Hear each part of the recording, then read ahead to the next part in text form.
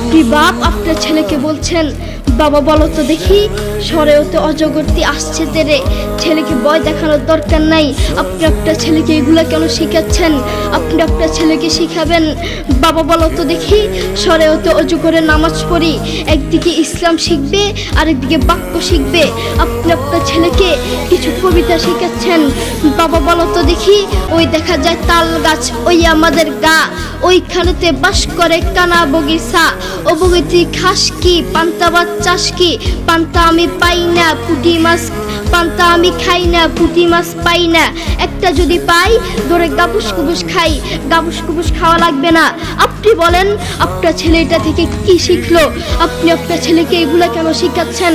আপনি আপনার ছেলেকে বলবেন, বাবা বলো তো দেখি ওই দেখা যায় কবর, ওই আমাদের ঘর, ওইখানেতে থাকতে হবে অনেকটা বছর। ও কবর তুই চাস কি? নেককার লোক পাস কি? নেককার লোক পাই না। একটা যদি পাই ধরে জান্নাতে ঢুকে, ঠিক কিনা?